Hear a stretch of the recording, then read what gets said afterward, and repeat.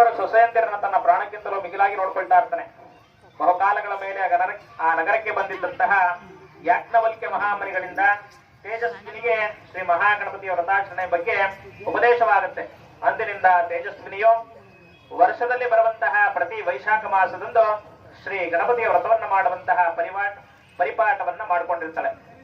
ಕಿರಿಯ ಸೊಸೆಯಾದಂತಹ ಮತಿಯು ತೇಜಸ್ವಿನಿಯು ಈ ರೀತಿ ವ್ರತವನ್ನ ಮಾಡುವುದು ಕಂಡು ಕಾಣದಂತೆ ಅನೇಕ ರೀತಿಯಾದಂತಹ ಅಡ್ಡಿ ಆತಂಕಗಳನ್ನ ಮಾಡ್ತಾ ಇರ್ತಾಳೆ. ಏನೇ ಆದರೂ ಸಹ ತೇಜಸ್ವಿನಿಯು ಮಾಡುತ್ತಿದ್ದಂತಹ ವ್ರತಗಳು ಸುಲಲಿತವಾಗಿ ಮುಂದುವರಿಯುತ್ತಲೇ ಇರುತ್ತವೆ. ಶ್ರೀ ಗಣಪತಿಯ ಕೃಪೆಯಿಂದಲ್ಲದೆ ಬೇರೇನೂ ಅಲ್ಲವೋ ಎಂದು ಎಲ್ಲರೂ ಭಾವಿಸುತ್ತಾ ಇರ್ತಾರೆ. ಕಾಲಚಕ್ರ ಹೀಗೆಯೇ ಹೊರಡುತ್ತೆ. ಕಿರಿಯ ಸೊಸೆಯಾದಂತಹ ಮತಿಯು ಮತ್ತೊಂದು ಯೋಚನೆಯನ್ನ ಪ್ರಾರಂಭಿಸುತ್ತಳೆ. ಒಂದು ವೇಳೆ ಗಣಪತಿಯ ಅನುಗ್ರಹದಿಂದ ತೇಜಸ್ವಿನಿಗೆ ಸಂತಾನವಾದರೆ ಆಗ ನಾನು ಮಕ್ಕಳಿಲ್ಲದ ಬಂಜೆಯಾಗುತ್ತೇನೆ.